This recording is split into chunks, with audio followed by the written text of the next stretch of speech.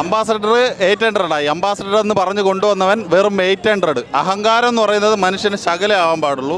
നീ വലിയ കൊമ്പത്തെ ആളാണെന്നൊക്കെ ഞാൻ അറിഞ്ഞു, പക്ഷെ എനിക്ക് നീ വെറും പുല്ല. മോഹൻലാൽ എന്ന് പറയുന്ന ഇത്രയും വലിയ മനുഷ്യനെ കൊണ്ടുവന്ന് വെറും 7 ഡയലോഗാണ് അവൻ പറയിപ്പിച്ചിരിക്കുന്നത്. വെറും 7 ഡയലോഗ്. ദേഷ്യമാണ് വരുന്നത് സത്യം പറഞ്ഞു. ഗാലറിയിൽ ഇരുന്ന് വിസിലടിക്കുന്ന പോലല്ല ഗ്രൗണ്ടിൽ ഇറങ്ങി കളിക്കുന്നത്. അമീർ ഖാനെ മറ്റവനെ മറിച്ചവനെ ലാസ്റ്റ് ഒരുത്തനെ കൊണ്ടുവന്ന് ആരാണെന്ന് പോലും അവനെന്നെ അറിയാമോ എന്തോ അത് ആരാണെന്ന്. കാരണം ഭയങ്കര ഡിസപ്പോയിന്റ്. അത് ചുമ്മാ നാട്ടിലൊക്കെ ബാലേട്ടന് ഊക്കം പേരാ. ഇത്രയും ഹൈപ്പിൽ കൊണ്ടുവന്ന് അംബാസഡറാണ്, മറ്റേതാണ് ഇന്ത്യയുടെ ട്രെയിനാണ്, ഇന്ത്യൻ സിനിമയുടെ ട്രെയിനാണ്, ഇന്ത്യൻ സിനിമയുടെ അംബാസഡർ എന്ന് പറഞ്ഞവർ 800 ക്വാളിറ്റി പോലും ഇല്ല. അല്ലെങ്കിലും ഇതൊക്കെ വേലായുധം കേൾക്കണം. എന്റെ ഈ കഷ്ടപ്പാട് കാണാൻ ഇവിടെ ആർക്കും കണ്ണില്ലല്ലോ. അഹങ്കാരം എന്ന് പറയുന്ന പൃഥ്വിരാജാണെങ്കിൽ ഏവനാണ്. അഹങ്കാരം ശകലം കാണിക്കും. ഇതേപോലുള്ള ഒരു മനുഷ്യനെ കൊണ്ടുവന്ന് മറ്റേ പരിപാടി ചെയ്യണം. ഹൈവേയിൽ കൂടപ്പറപ്പുകളെയും കൂട്ടി ആമ്പിള്ളാരെ ഉമ്മ വെക്കാൻ ഇറങ്ങുമ്പോ ആളും തരവും നോക്കണം.